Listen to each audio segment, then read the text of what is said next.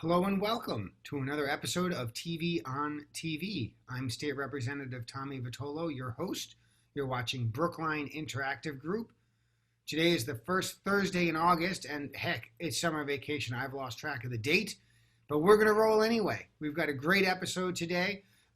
After the rundown of the news, we're going to be talking with congressional candidate Alan Khazei.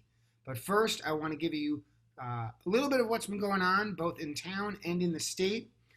First things first, ballots have been mailed. If you submitted your application for a mail-in ballot, that ballot you may have received or it may be in the mail. But I want you to check and make sure if you wanted to vote in the Democratic primary on September 1st, you got the Democratic ballot. And if you wanted to vote in the Republican primary on September 1st, that you got the Republican ballot. A few ballots may have been mailed sort of cross purposes, and we want to make sure that you get the right ballot. So do double check.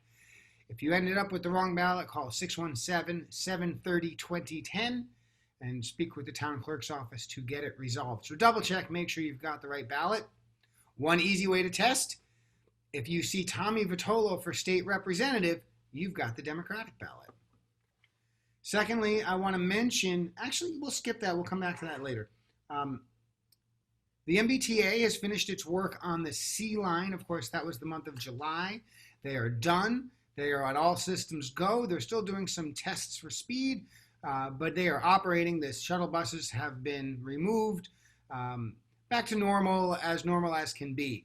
The MBTA has moved on to the E line and is doing essentially the same thing they did on the C line in July for the E line in August. And so if you live near the E line or that's your preference, you're going to find shuttle buses there. But the C line is ready to go.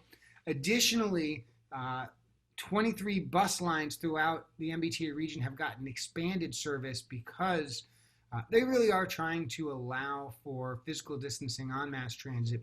One of the buses that got additional service is the 66 that runs through Brookline. You can go to MBTA's website and get more details, but that's the one that's local to Brookline. Superintendent Marini has proposed a back-to-school plan for Brookline. It is not finalized. It is just proposed, but here's the idea. Because DESE, the Department of Early and Secondary Education, has reduced our school year this year from 180 days to 170 days, school would begin on September 16. BEEP would be 5 days from 8 to noon, no lunch. K through 2 would be 5 days from 8 to 1 p.m., no lunch. Grades through 8 will be 2 days per week on site from 8 to 1 and 3 days virtual. High school would be 2 days on site, 3 days virtual with a time of roughly 8:20 until 2:55. High needs children will have 5 days on-site availability, and all students have the option of doing 5-day virtual. And so there's a lot of flexibility there. The grades matter, and if you've got children in multiple cohorts, as I do, I have a rising kindergartner and a rising fourth grader, that will present some additional scheduling challenges. Again, this is only proposed. You, as a resident, are welcome to chime in with the school committee on what you think. And if the particulars don't work for your family for some particular reason, I would certainly encourage you to reach out when the time comes to the principal or someone else at the school to see if there's a slight adjustment that would work for you. So be aware of that. Finally, last Friday, the House passed major climate legislation. It was pretty grueling 2 days, Thursday, Friday of last week. We worked through 106 amendments, and it's a great bill. Does it do everything? No climate bill will. We're going to have to come back in 2 years and do even more. But it takes some really important steps. It's being called the Roadmap Bill, and a key contributor to it was Rep. Joan Moschino from Hull. And the Roadmap Bill sets out a 50% economy-wide carbon emissions reduction by 2030, 75% reduction by 2040, and net zero by 2050. And again, that's not just electric, that's electric, transportation, and buildings.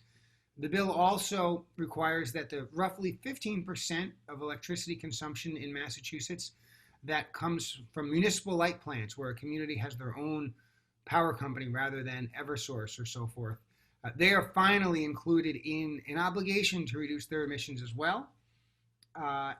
In addition, there's a variety of other components, expanded solar, particularly for commercial sector, including storage, expanded economic development, and expanded energy efficiency focused on low-income customers as well as customers who live in subsidized housing.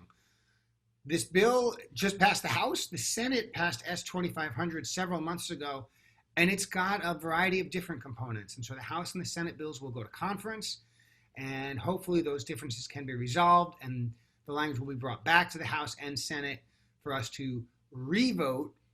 If we both pass, and I expect we will, it would go to Governor Baker to sign into law before the end of the year. And I expect that will happen. There's no guarantees, but it's very exciting stuff. And now, without further ado, you're watching Brookline Interactive Group, and we're going to go right over to the pre-recorded several days ago interview with congressional candidate for the Massachusetts 4th Congressional District, Alan Khazei.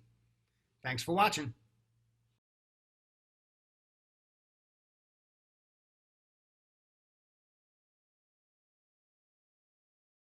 Hello and welcome to another interview on TV. You're watching Brookline Interactive Group. I'm Representative Tommy Vitolo. I've got a great guest today, Alan Khazei, a candidate for the 4th Congressional District, one of many. And I can't wait to really get into it and hear from Alan about all sorts of things. Alan is not new to the campaign trail, either this time around or in the past. And I'm sure he's going to tell us about that. But Alan, welcome, and we're going to get started the way we always do. Tell us what you've been doing between, say, birth and 2019. Well, Tommy, it's great to be with you. Thank you for having me. So I think important things to know about me, first of all, is that I'm a father. My daughter Mirabelle is 18. She just graduated from Brookline High School. She's heading off to Northeastern in the fall. We're very proud of her. That was her top choice. My son Reese just finished 6th grade at the Lincoln Public School here in Brookline. And then also that I'm married to an extraordinary woman, Vanessa Kirsch, who's a serial social entrepreneur and also has dedicated her life to public service. So birth, the other very important thing about me is that the values that my parents raised me with. I'm the son of immigrants. On my mother's side, like you, my mother was Italian. And she was a classic Italian. She loved everyone. My great-grandparents came from Ancona. My great-grandfather, Augusto Mantini, was a coal miner. So my Italian family settled in Western Pennsylvania, a small town called Katanning, where I was born and lived the first few years of my life. And I got a chance to meet my great-grandparents. My great-grandfather worked with John L. Lewis to help create the Coal Miners Union. And we heard stories about, the fights and what it took to do that.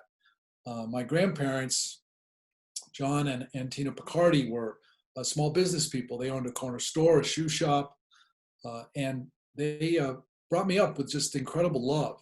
My mom was the wisest person I've ever known. She taught me the most important thing I've ever learned, which is that everyone has a special gift to give, and you bring that out by loving them. And my mom loved fearlessly. She was a nurse. She was a nurse anesthetist and a school nurse. And if she were alive now, I know, first of all, she'd be back in the hospitals helping to take care of people because that's the way she was. She'd also have a hard time because her instinct when she met someone was to look them in the eye, figure out how they were beautiful inside as well as out, and hug them. So she'd be having a hard time during COVID. My dad was an immigrant from Iran. He left a country of dictatorship, inspired by a country of freedom. And even as a little boy, he said, Alan, America is a beacon to the world. I came here because of our ideals of liberty and democracy and equality of opportunity, and most of all, justice for all. And my dad was a doctor. He was a surgeon, an oncologist. He did a lot of free care. He was on the board of the American Cancer Society for more than 3 decades. And it was really the values that my parents raised me with that led me to choose a life of public service. So that brings us to a more recent decision. You decided to get into this race when Congressman Kennedy announced he was not going to run for re-election, you jumped in with both feet. Tell us about that decision and why you knew this was the right time for you. Sure. Well, as I mentioned, I've spent my life in public service. I started a program called City Year back 32 years ago with my best friend from college, my roommate, Michael Brown. And we realized then that the system wasn't working for everyone, that we needed to get more people involved. So we said, why don't we create a model for national service that would inspire young people to come together from all different backgrounds, working side by side, using their energy and idealism to fight poverty, to fix schools, to support our seniors and our veterans, to take care of our environment. We started with 50 young people, and we started to build a movement. We became the model for the AmeriCorps program. And I had the chance to work closely with Senator Kennedy for 20 years, work closely with President Clinton on developing AmeriCorps, work closely with President Obama on growing AmeriCorps, but also with John McCain and Senator Hatch, really reaching across the aisle to help tap people power to get Congress to act. And that was really my motivation getting into this race. I've either founded or co-founded 9 nonprofit organizations, all with the same theme of empowering people to engage in our democracy. So when Congressman Kennedy decided to challenge Senator Markey, my wife and I talked about it and said, here's a chance now, especially with Trump as president, especially with all of the movement energy that's happening in the country. I was very involved with March for Our Lives, helping to create the Boston March, building something called the Sister March Network that knitted all the marches together. I was very involved with the Women's March, with the Gun Safety March, March for Our Lives, building the Sibling March Network. And so I said, this is a time of movement politics. It's a time where we have to restore the values that my parents raised me with. And so I decided to jump into the race. And of course, there's been some really shocking, unexpected events in 2020 that have absolutely shaped the race for all the candidates. Of course, the COVID outbreak, followed by the murder of George Floyd, and the sudden and urgent rise or re-emphasis on the Black Lives Matter movement. Clearly, both of these things are having a tremendous impact on our society and on our politics, and I would expect on our candidates. So tell us about how you're thinking about COVID and BLM in the present tense. Well, I think, Tommy, that it gives me an even greater sense of urgency to try to serve in Congress. My whole life has been about service, but we are facing an unprecedented historical moment, unlike we've ever had before, because as you just mentioned, we have 3 major crises all converging. The COVID health crisis, which has led to this economic crisis, the worst economy since the Great Depression, and now we have this extraordinary racial justice awakening in response to the brutal murder of George Floyd and others. What's inspiring to me, while we have an administration in Washington that has made everything worse, more than 158,000 people have needlessly lost their lives. The way the American people are responding should give us all hope. From the workers we've now realized are essential, the healthcare workers like my mom and dad, grocery store clerks, sanitation workers, school teachers who figure out how to teach our kids online, and more. And now we've had 70 straight days, more than 30 million Americans in every neighborhood, community, city, and hamlet in this country have come together to say we must confront this history of systemic racism. And so I'm even more motivated. I think we're entering a New Deal moment. And with a new administration and a new Congress, I think we're going to be able to do big, bold, transformational things that we could have only dreamed of 5 months ago, because that's what it's going to take to really fight the crises all together. And so I think it's a very unique opportunity. It gives me even more motivation to try and push a big agenda to meet that New Deal moment. You're clearly a big ideas guy, and you're recognizing that now is an opportunity for big ideas. So tell us more about them. What are you talking about when maybe it would be interesting to talk about what should be happening in 2020, but in some sense, for this conversation, I'm more interested in 2021 when we're talking about Congressman Khazei. What is he pushing for? How is he seizing this opportunity with big ideas. What big ideas are we talking about? Well, absolutely. And again, my approach, what I've learned, Tommy, is that it's not about me. It's about us. And it's about how do you tap the energy of the people to get Congress to act. What the most important thing I've learned in all the work that I've done is that there's nothing more powerful than people who share values, united in common purpose, fighting for change and social justice. And that's why I think it's possible to get these big ideas done. Here's some of them. So first of all, very early on, after the COVID crisis hit, I said we should have 1 million people in national service. As I mentioned, City was the model for AmeriCorps. I built the coalitions to pass 3 major pieces of legislation. I defeated Tom DeLay when he tried to kill it. I beat Mitch McConnell when he opposed passing this in the first 100 days of the Obama administration. We need to put our young people to work. Unemployment for 18 to 24-year-olds is still 24%. It's at Great Depression levels. It's going to really hit once we get through the summer and young people are looking for jobs who just graduated. We also need them to fight the coronavirus. We need a new public health corps to do contact tracing. We need an education corps to figure out how we're going to educate our kids with this crisis. We need a new climate action corps. We had the Civilian Conservation Corps in the 30s, which came together within 3 months from scratch. We've had more than 25 years of AmeriCorps. We could plant 3 billion trees like they did. We can renovate our parks and playgrounds. We could whitewash our buildings and make them more environmentally sustainable. And we need an opportunity corps to fight issues of justice. So that's one. Secondly, I proposed right after the coronavirus hit that we should have emergency wage support, which I still think we need. My proposal was rather than the convoluted loan program that the Congress passed, I said we should pay people directly 80% of what they were making if they were a small business, a truly small business, not like the big ones that the Trump administration abused this program with, to keep people in their jobs rather than put them on unemployment. And then as we could safely reopen, they could go right back to work. We saw with the PPP program that a lot of women-owned businesses and minority-owned businesses gave it the money. People who didn't have access to banks to do their loans or who couldn't risk their small assets where they had a home or whatever to get the loans. So I proposed that.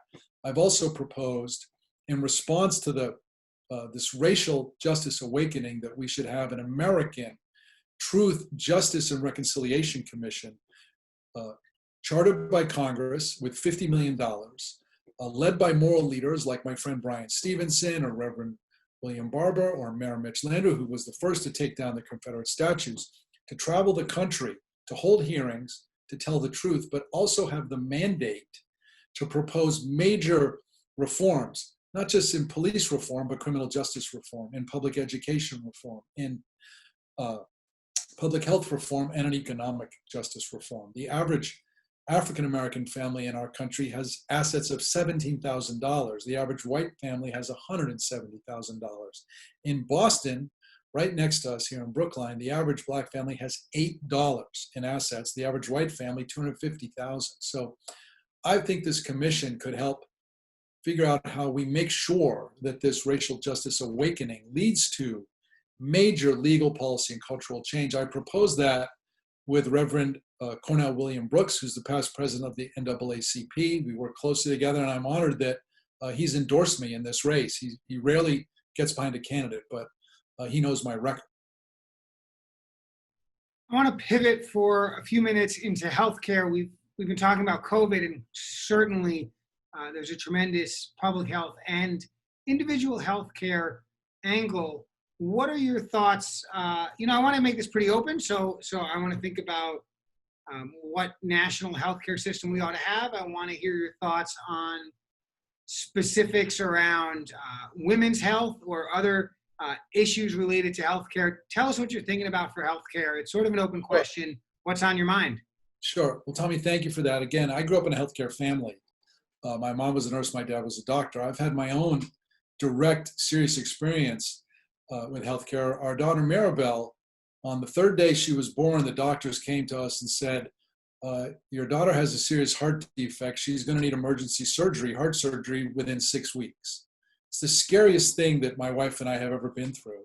Thankfully, we had good health insurance and we had access to Children's Hospital, literally the best in the world. And she had the surgery, she came through it fine. But then at age 13, she started fainting and we went right back to Children's. They said, you know what? She's going to need another emergency surgery. And thank goodness for the Affordable Care Act, which protects pre-existing conditions, because my daughter's going to need procedures for the rest of her life. So I am for universal health care. I'm for Medicare for all who want it. I believe 150 million people have private health insurance. I don't think we should force people to give that up. I think we should give them a choice. I'm for a strong public option with subsidies for people who can't afford it. I suggested that 10 years ago when I first ran for office. I'm also for fully covering reproductive rights for women. I'm for gender equality. I believe that we should repeal the Hyde Amendment. I think that women, low-income women, should have choice just as more affluent women do. I also believe that we need to get the money out of politics. We should be able to negotiate prescription drug costs with the pharmaceutical companies. The government, through Medicare and Medicaid, is the biggest purchaser. But because the lobbyists were in there writing the law, they don't allow us to negotiate. That's crazy. You can get much lower costs from Canada. If we did that, we could save hundreds of billions of dollars, which would enable us to cover everyone with a public option. Finally, I think the COVID crisis is showing us that we have to broaden our understanding of health. The fight has been over making sure everybody has insurance and has access to affordable quality health care. We now have to think more in terms of public health terms. We're seeing this with the coronavirus. It affects everyone. Low-income people, people of color more. And so we also have to think about, what is our public health system? How do we move to a system that's more about prevention around issues like diabetes or obesity? How do we teach kids in school good health practices? How do we think about what we do about mental health, which I think should be covered? Our teenagers, I'm the father of a teenager, 60% of teenagers right now are suffering from serious anxiety and depression. And yet a lot of healthcare plans don't cover it. When they do, it's impossible to get the reimbursements. I think we need to take that issue out of the shadows. Similarly, we have to do the same thing with the opioid crisis. So I think there's a lot to do on healthcare. I think the good news is that with the new administration, and again, I think everyone recognizes now that this has to be something that's universal because of this crisis. Earlier, when you talked about some of the protest marches before 2020, really the ones that sprung up immediately after Donald Trump was elected president, you mentioned March for Our Lives and gun safety. And I know that you've been thinking about that a little bit. We've got some time.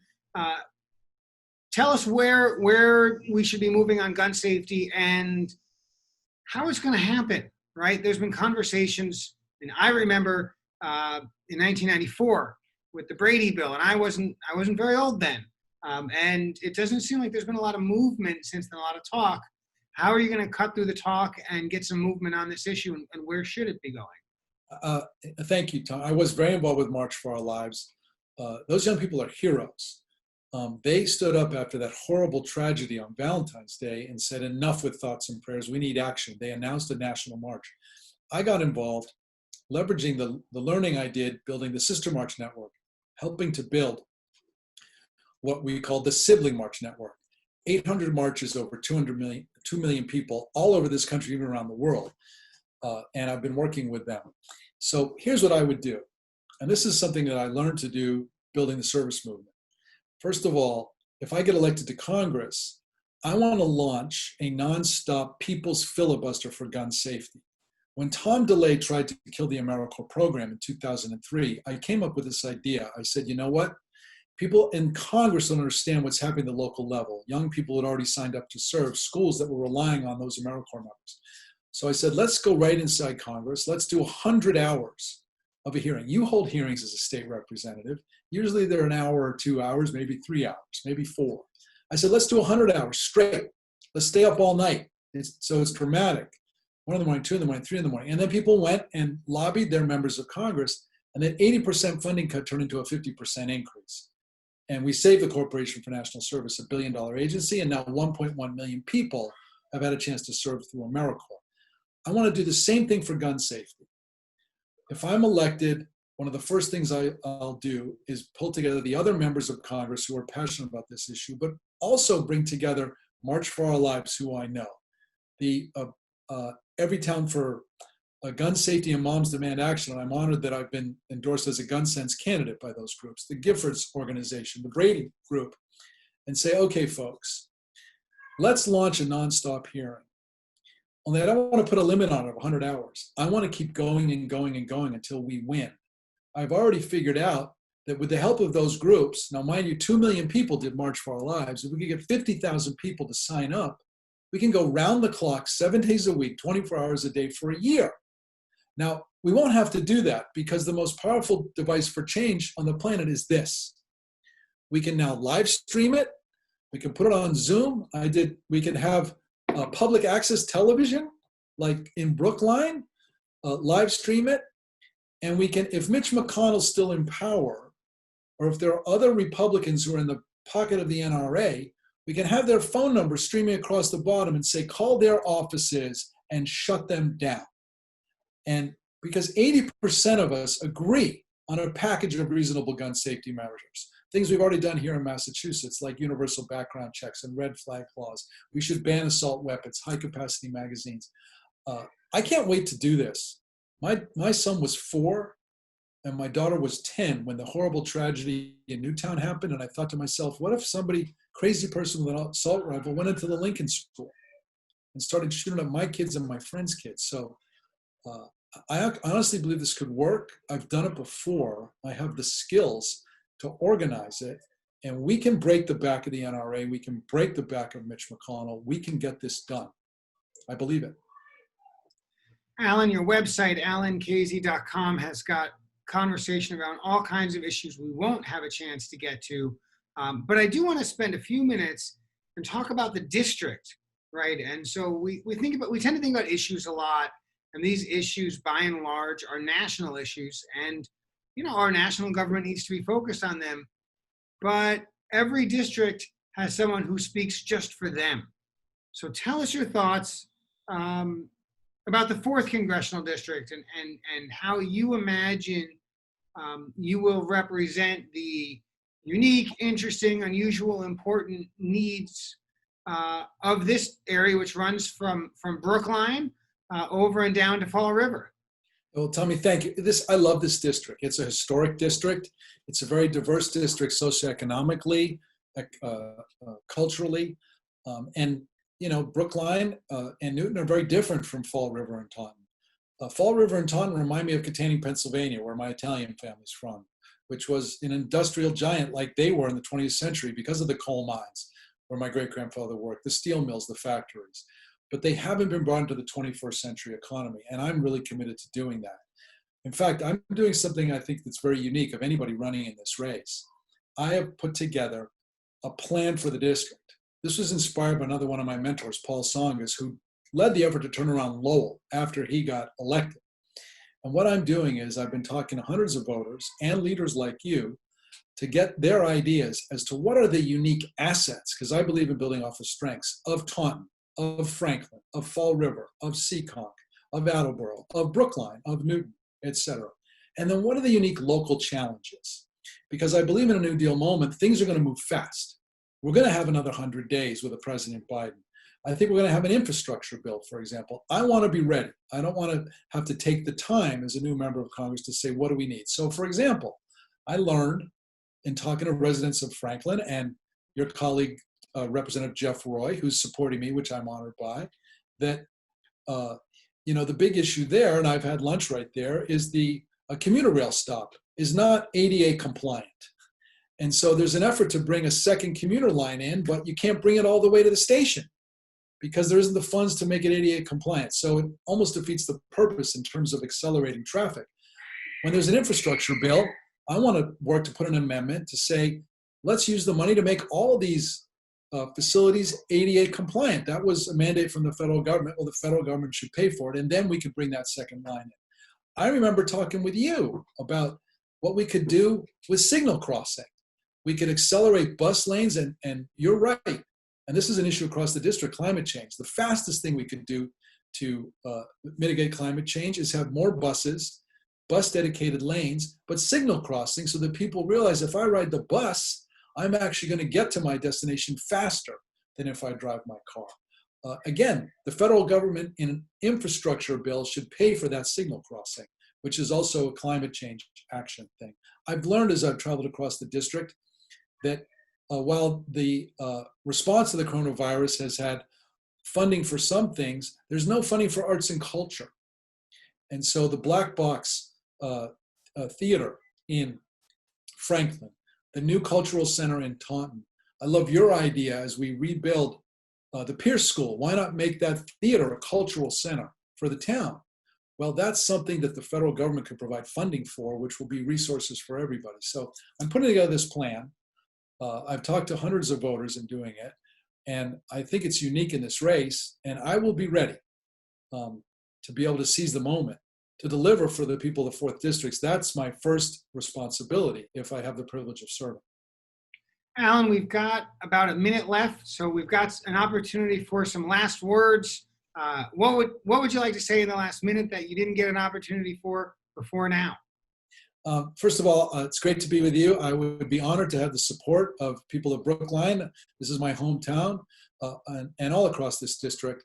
There are a lot of good candidates. I think the difference for me is I'm the only candidate that has actually been able to tap this movement energy to get major legislation through Congress and deliver jobs, volunteers, service across the district, across Massachusetts and the country. That's a skill set that I believe I can bring that's different. And I'd be honored to have people's support. I do think this is the most important election of our lifetimes. And if we seize the opportunity, we can close this very dark chapter and get to a bright new day. Alan, I know you're so busy, so I want to thank you for spending some time with us on Brookline Interactive Group. And I want to remind voters across the district and really across the state, we have a primary September 1st, the first Tuesday in September. You can vote by mail, but you're running out of time. So if you haven't applied for that mail-in ballot, you need to do it immediately. And as soon as you get that ballot, you better fill it out and send it back. You can still vote in person. That remains your right. And if you feel more comfortable voting in person, that's how you should do it on September 1st. And then repeat that exercise Tuesday, November 3rd. Right? September 1st, November 3rd, back to back. It's our modern day doubleheader. Elections are critical. This one, I agree with Alan, is maybe the most critical one in our lifetime. So I encourage you to vote. Once again, thank you, Alan, for joining us. Thank you, Brookline Interactive Group, for hosting.